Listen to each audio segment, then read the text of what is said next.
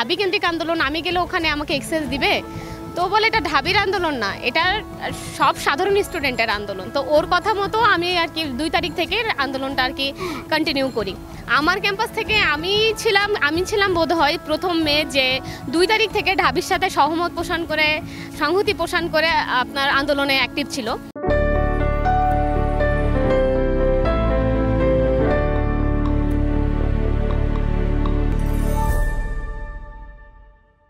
দর্শক, বাংলা একাডেমি প্রান্ত থেকে স্বাগত জানাচ্ছি বইমেলাতে। আমরা আছি বাংলা একাডেমিতে বৈষম্য বিরোধী ছাত্র আন্দোলন যে স্টল, সেই স্টলের ঠিক সামনে আমার সাথে আছে জান্নাত। এই ছাত্র আন্দোলনের একজন সে সংগঠক। তার সাথে নানান বিষয় নিয়ে কথা বলবো, বিশেষ করে জুলাই বিপ্লবের পূর্বেকার সময়টা, কিভাবে বিপ্লব সংগঠিত হলো, তারা কিভাবে সেই বিপ্লব অংশগ্রহণ করেছে, তারপরে হচ্ছে গিয়ে জুলাই বিপ্লব পরবর্তীতে তাদের ধারণা, তাদের প্রত্যাশা, এই সমস্ত বিষয়গুলো নিয়ে আজকে কথা বলার চেষ্টা করব। জান্নাত, কেমন আছেন? আলহামদুলিল্লাহ, ভালো আছি। কেমন লাগছে জুলাই বিপ্লব পরবর্তী যে বইমেলা, আগের বইমেলা? হ্যাঁ, দুটোর মধ্যে তফাৎ তো অবশ্যই রয়েছে। ভালো, আলহামদুলিল্লাহ। এটা আসলে একটু স্পেসিফিক, একটু ইউনিক কিছু হয়েছে।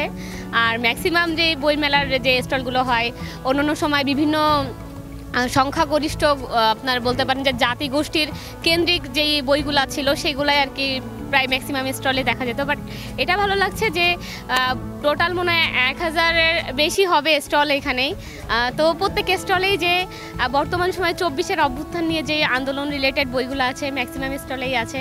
তো এটা নিয়ে অনেক ভালো লাগতেছে যে আসলেই নতুন জেনারেশনরা নতুন কোনো কিছু দেখতে পাচ্ছে, নতুন কোনো কিছু হয়েছে।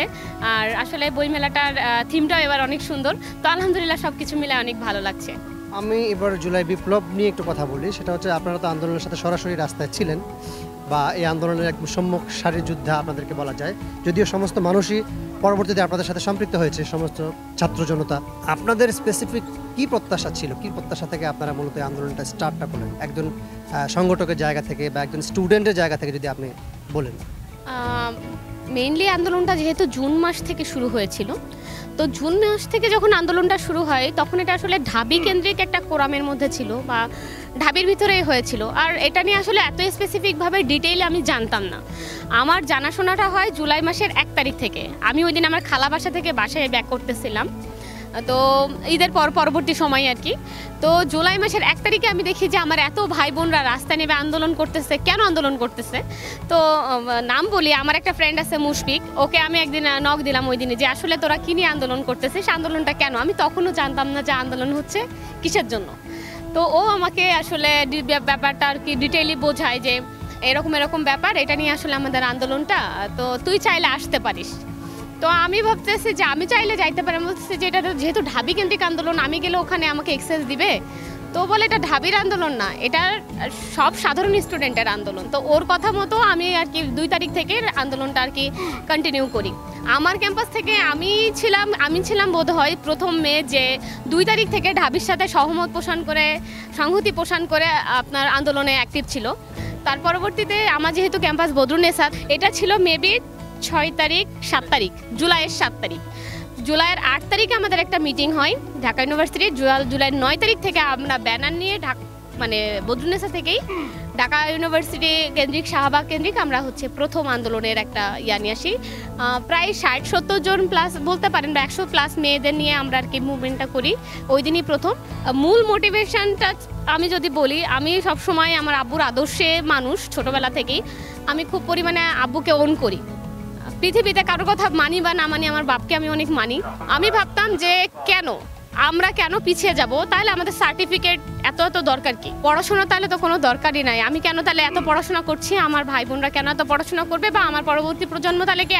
আমরা তো বঞ্চিত রয়েছি, আমাদের পরবর্তী প্রজন্ম তো সুযোগই পাবে না। যারা আসলে জব সিকার ছিলেন সে সময়, বিসিএস ক্যান্ডিডেট ছিলেন, বিসিএস পরীক্ষা দিয়েছে, ভালো পরীক্ষা হয়েছে, তারপরেও তারা কোথাও চান্স পায় নাই। আপনাদের যে স্টল, বৈষম্য বিরোধী ছাত্র আন্দোলনের স্টলে, এখানে জুলাই বিপ্লব নিয়ে যতগুলো বই আছে আপনারা মোটামুটি কালেক্ট করার চেষ্টা করেছেন। এখানে বইয়ের সংখ্যা কত?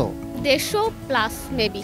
কোন ধরনের বইগুলো মূলত এই মানে পুরো মাস জুড়ে বেশি আসলো? সব বইগুলাই আমাদের জুলাই রিলেটেড, আমাদের 24-এর অভ্যুত্থান রিলেটেড, বিপ্লব রিলেটেড, সব বই আর কি 24 রিলেটেড বই এসেছে আমাদের। আমি জানতে চাচ্ছি যে কবিতার বই না ইতিহাসের বই? এখানে আপনার কবিতা আছে, আপনার প্রবন্ধ আছে, ছোট গল্প আছে, আপনার হচ্ছে দিনলিপি আছে। তো এরকম টাইপের বেশ কিছু বই আর কি এখানে গ্যাদার হয়েছে।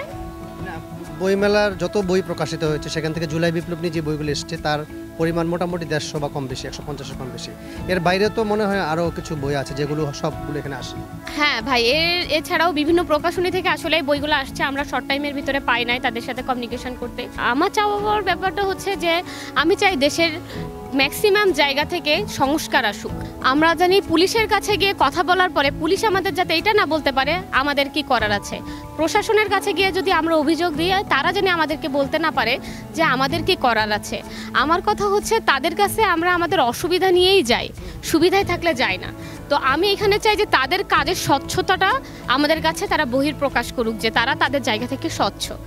আমি চাই স্বচ্ছ সুন্দর একটা দেশ যেখানে প্রশাসন সাধারণ নাগরিকের মধ্যে একটা সুসম্পর্ক বজায় থাকবে, যেখানে কোনো রকম বিদ্বেষ থাকবে না, দলে দলে দলে মতে কোনো রকম বিদ্বেষ হবে না, সবাই শান্তিপূর্ণভাবে সুনাগরিকের মতো বুক চেতায় বাংলাদেশে বসবাস করতে পারবে।